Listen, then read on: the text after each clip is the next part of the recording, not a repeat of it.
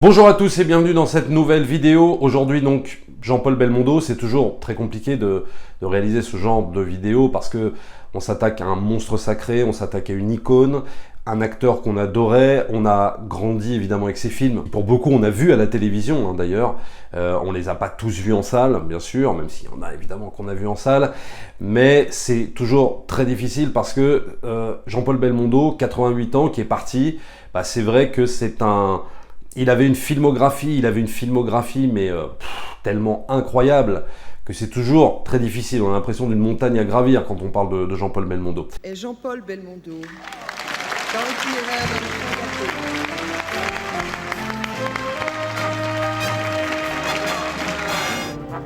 de Jean-Paul n'est pas venu.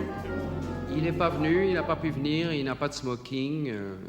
Il a 297 blousons, mais il n'a pas de smoking. Alors je te laisse imaginer, on est en 1989, cérémonie des Césars, il n'y a que du lourd. Il y a Gérard Depardieu qui est nommé pour le fabuleux film Camille Claudel. Il y a Daniel Auteuil, il y a Jean-Marc Barr pour Le Grand Bleu. Il y a également Richard Anconina pour Itinéraire d'un enfant gâté. Et puis tu vas avoir dans la même catégorie, meilleur acteur donc, Jean-Paul Belmondo, toujours pour Itinéraire d'un enfant gâté, réalisé par Claude Lelouch. Qui va gagner cette année-là? Jean-Paul Belmondo. Enfin, j'ai envie de dire enfin, parce que en 89, c'est le seul César qu'il va recevoir, quasiment peut-être aussi pour couronner un petit peu sa carrière. Et il ne viendra pas. Il ne viendra pas prendre ce prix. Pourquoi il ne viendra pas? Il dira quelques années plus tard, peut-être même 10 ans plus tard, les récompenses, il faut les donner quand on est jeune. Là, ça faisait je ne sais combien d'années qu'on ne me donnait rien, donc je n'avais pas du tout envie de le recevoir. Non pas par aigreur, mais je pense que quand j'étais jeune au conservatoire, j'aurais aimé recevoir un prix. Je ne l'ai pas eu. Je pense qu'il faut récompenser les jeunes et pas les gens qui ont fait toute une carrière. Dans tout ce qu'il dit, il y a une part de vérité et ça rejoint finalement ce que je disais un petit peu avant, c'est-à-dire qu'on a l'impression là d'un César qui vient couronner une carrière. Mais est-ce qu'on le récompense véritablement pour son jeu d'acteur? Moi je pense que oui quand même, parce que évidemment dans Itinéraire d'un enfant gâté, Jean-Paul Belmondo est absolument fabuleux. Mais c'est vrai qu'on a quand même cette impression, et peut-être lui le ressentait comme ça, c'est-à-dire qu'on venait pour lui donner un César avant qu'il ne soit trop tard, quoi. Bon. Et c'est vrai qu'il y a un paradoxe chez Jean-Paul Belmondo, parce qu'il était adulé, il était adoré, mais par le public. Par le métier, pas forcément. Ça a toujours été très conflictuel, très chaotique. Tout ça, pourquoi? Parce que Jean-Paul Belmondo, plus Bébel, on va dire, parce que c'est pas du tout la même chose, et je vais y venir un petit peu après. Bébel, c'est quelqu'un qui ne plaisait pas au milieu du cinéma, c'est quelqu'un qui plaisait évidemment au public, parce que le public évidemment est allé en voir en masse ses films, il faisait vraiment du cinéma populaire, mais c'est vrai que tu avais toute une espèce d'intelligentsia, tu avais une partie des journalistes, un peu genre Libération, etc., qui prenaient Bébel de haut, quoi, qui disaient ouais c'est un peu louche son succès, ou alors bah non c'est pas louche, on sait pourquoi il a du succès, tout simplement parce qu'il fait des cascades, tout simplement parce que c'est plus un cascadeur qu'un acteur, etc., etc. Donc en fait il y avait une espèce de condescendance vis-à-vis de Jean-Paul Belmondo, mais comme souvent en France, dès qu'un acteur a beaucoup de succès, c'est toujours louche, c'est toujours suspect, c'est toujours bizarre.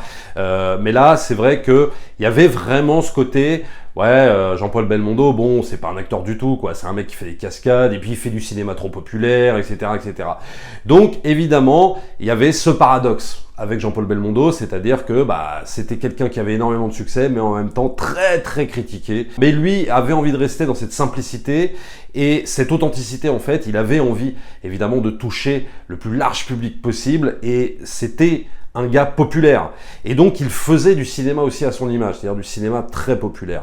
Et nous, on a adoré, évidemment. Toute la période Bébel, on l'a adoré. C'était des super belles affiches, avec lui, avec son flingue et tout ça, avec son nom au-dessus de l'affiche, limite même plus gros que Belmondo, quoi, tu vois. C'est-à-dire que là, vraiment, il y avait la star. C'était une star. C'était pas juste un acteur sur lequel on montait des films, c'était bien plus que ça, quoi. C'est-à-dire qu'en fait, il arrivait vraiment à être la star française, Belmondo, quoi. Mais c'est vrai que ça n'a pas toujours été le cas, et c'est pour ça que je parlais de deux personnalités en une. C'est ce qui est fascinant en fait avec Jean-Paul Belmondo, c'est-à-dire qu'il y avait effectivement Jean-Paul Belmondo et après il y a eu Bébel. Non pas que Bébel était un mauvais acteur, était un moins bon acteur que Jean-Paul Belmondo, mais disons que c'était différent. Jean-Paul Belmondo, pour moi, c'est la nouvelle vague, c'est Jean-Luc Godard, c'est tous les films qui va tourner dans les années 60 jusqu'à mi-70 on va dire. Et puis il y a eu à un moment donné un film qui va transformer Jean-Paul Belmondo en Bébel, et ce film c'est Stavinsky d'Alain Resnais, sorti en 74. Et pour comprendre pourquoi, en fait, ça a changé Jean-Paul Belmondo en Bébel? Eh bien, tout simplement parce que Stravinsky, qui est réalisé donc par Resnais et qui finalement est un four aussi bien critique que public, qui va se faire laminer de partout. C'est un sujet avec lequel Resnais fait un film plutôt ennuyeux, avec un scénario très compliqué, avec beaucoup trop de personnages. Et donc du coup, ce film sort en 74, et il faut comprendre que juste avant, Belmondo avait déjà évidemment tourné avec Philippe de Broca, donc du cinéma populaire, avait tourné quand même avec Verneuil également, Le Casse, donc il s'était essayé finalement à des films beaucoup plus populaires que ce qu'il faisait avec Godard ou d'autres réalisateurs de la Nouvelle Vague. Et ça plaisait au public. Le public avait envie de le voir là-dedans. Et donc, sort Stravinsky, il se fait assassiner, et là, ça a été le tournant. Il se dit, bon, maintenant, il faut que j'arrête avec ces films-là. C'était peut-être très intéressant, mais peut-être que le public n'a plus envie de me voir là-dedans, et a envie de me voir dans des films d'action, ou des films où je joue la comédie, des films bien plus populaires. Et il s'est pas trompé, parce que après Stravinsky, eh bien, il va se mettre justement à devenir Bébel, c'est-à-dire à tourner beaucoup plus de films avec Henri Verneuil, beaucoup plus de films avec Georges Lautner. Et c'est là où va s'opérer en fait la bascule Jean-Paul Belmondo, Bébel. Et même si je le rappelle, avant ce film pivot Stravinsky d'Alain Resnais, il va y avoir Le Magnifique, il va y avoir tous ces films-là. Mais ça, pour moi, c'est finalement des films, alors qui vont rester bien évidemment, mais c'est des tests, quoi. C'est des tests pour savoir qu'est-ce que veut le public par rapport à Belmondo. Et en fait, c'était ça qu'il voulait. Et donc, c'est ce qui est fascinant dans sa carrière. Il y a eu une première partie, il y a une seconde partie. En fait, il y a eu deux parties bien distinctes dans la carrière de Belmondo. Alors à l'époque, oui, certaines critiques préféraient bien évidemment le côté Godard, le côté Nouvelle Vague, etc., etc., et détestaient les nouveaux films qui sortaient en salle, etc. Donc c'est pour ça qu'il faut bien se rappeler ça. Mais c'est vrai que le public a plébiscité en masse le fait de le voir en action, le fait de le voir dans cette espèce de dans cette espèce de personnage nonchalant, en mode complètement décomplexé, qui fout des pains absolument à tous ses adversaires, qui les flingue, etc. Et puis on a eu des films évidemment d'une très très grande qualité, avec des musiques d'Ennio Morricone, j'en passe. Enfin bon, c'est extraordinaire ce qui s'est passé dans cette carrière de Bébel, nous avec laquelle on a grandi, clairement. Alors plutôt que de m'étaler sur un ou deux films dans cette vidéo, je vais vous en conseiller plusieurs, voilà, sans m'étaler forcément dessus, sans vous faire des commentaires pendant des heures, mais je vais vous en conseiller plusieurs, et puis peut-être qu'après, je vous l'ai dit, je reviendrai en vidéo sur un ou deux films, je m'attarderai vraiment beaucoup plus dessus. Alors déjà, chez Godard, moi, j'ai envie de vous citer évidemment À bout de souffle, c'est sûr, bien plus que Pierrot le Fou à mon sens. Chez Jean-Pierre Melville, je vous conseillerai Le Doulos. Alors chez Philippe de Broca, alors évidemment, entre Belmondo et Philippe de Broca, ça va être une longue histoire, quoi. Je vous conseillerai deux films. Il y a tout d'abord L'Homme de Rio. Alors L'Homme de Rio, vous allez voir, c'est très particulier parce que c'est un film d'aventure qui pour moi n'a pas vraiment pris une ride, même si évidemment on sent les années 60, etc. Et vous allez voir que Steven Spielberg s'est beaucoup inspiré de L'Homme de Rio pour une séquence du film. Vous allez voir, c'est flagrant, c'est hallucinant, et je crois même que lui-même l'a dit. Je me suis inspiré du film de Broca pour Les Aventuriers de l'Arche perdue. Vous verrez, je vous laisse découvrir. Mais en tout cas, regardez-le parce que c'est un film d'aventure fabuleux. Il y a énormément d'entrain, c'est bien rythmé. Vraiment, regardez L'Homme de Rio. Également, évidemment, toujours de Philippe de Broca, comment ne pas citer Le Magnifique. Magnifique, évidemment, parce que c'est un scénario à la base écrit par Francis Weber. Vous savez que j'adore Francis Weber. Attention, parce que le scénario a été modifié. Et d'ailleurs, Francis Weber et Philippe de Broca se sont plus ou moins embrouillés par rapport au film Le Magnifique, parce que Philippe de Broca l'a pas mal modifié pour en faire beaucoup plus de séquences de gags, etc. Alors qu'à la base, il y en avait beaucoup moins. Mais disons qu'il y a quand même la base de l'histoire qui est absolument fabuleuse. Et Belmondo vraiment s'en donne à cœur joie dans Le Magnifique, c'est absolument fabuleux. On passe à Henri Verneuil. Henri Verneuil qui est pour moi un des plus grands cinéastes français. C'est vrai, on parle un peu toujours des mêmes en France ou même aux États-Unis. On oublie quand même ces cinéastes-là. Donc chez Henri Verneuil, qui est pour moi un des plus grands cinéastes français, avec Georges Lautner également. Je vais vous en conseiller trois. Un singe en hiver, avec Jean Gabin, bon ça c'est inévitable. Peur sur la ville, toujours avec un scénario de Francis Weber. Peur sur la ville, bien sûr, tout le monde s'en souvient. Il y a ces fameuses cascades où là, ça y est, ça commençait les cascades où il est sur le toit d'un métro et qui passe sous le tunnel. Enfin bon, c'est une séquence extraordinaire. Et puis je vous conseillerais également 100 000 $ au soleil, voilà, pour Henri Verneuil. Alors chez Claude Lelouch, bien évidemment, Itinéraire d'un enfant gâté, chef-d'œuvre absolu. C'est marrant parce que moi, je ne suis absolument pas fan de Claude Lelouch, j'aime pas trop son cinéma. Mais alors, Itinéraire d'un enfant gâté, Je peux le voir, mais un nombre incalculable de fois, je ne m'en lasse jamais. Je trouve que c'est vraiment un des meilleurs films, c'est peut-être le meilleur film d'ailleurs, de Claude Lelouch. Et comme par hasard, tiens, ça tombe bien, c'est avec Belmondo.